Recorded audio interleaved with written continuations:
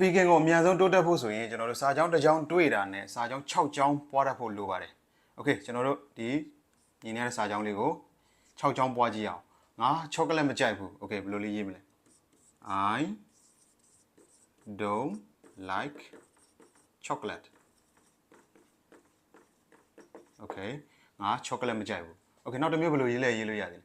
မင်းချောကလက်မကြိုက်ဘူးလားမေးလို့ရတာပေါ့အဲ့တော့တုံလေးကိုရှစ်ထုတ်ပြီးတော့မေးခွန်းမေးလို့ရတယ် Don't you like chocolate Okay ကဲနောက်တစ်မျိုးကဘယ်လိုရေးလို့ရလဲမင်းချောကလက်မကြိုက်ဘူးမလား Okay မင်းချောကလက်မကြိုက်ဘူးဆိုတော့ you don't like chocolate Okay နောက်မှာကြတော့ရှေ့မှာ negative ဆိုတော့နောက်မှာ positive လေးနဲ့ရေးပြရအောင် Okay ကဲအဲ့တော့ negative ရပြီဆိုတော့ကျွန်တော်တို့ positive ဘက်ကစဉ်းစားကြည့်အောင်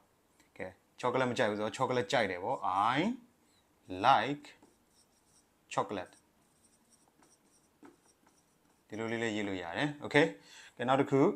မိကုန်းမေးတဲ့အချိန်မှာမင်း chocolate ကြိုက်သလားလို့လည်းမေးလို့ရတယ် Do you like chocolate မင်း chocolate ကြိုက်လား Okay ကဲဒီစာကြောင်းလေးကိုဘယ်လိုပြောင်းရေးလို့ရမလဲမင်း chocolate ကြိုက်တယ်မဟုတ်ဘူးလား You like chocolate ဒီမှာကြတော့ negative နဲ့ Don't you Okay ဒီလိုစာကြောင်း6ကြောင်းပွားတဲ့နည်းကိုအသုံးချကြည့်ပါ speaking အများဆုံးတိုးတက်လာပါလိမ့်မယ်အားလုံးနားလည်မယ်လို့ထင်ပါတယ်ကျေးဇူးတင်ပါတယ်ဟုတ်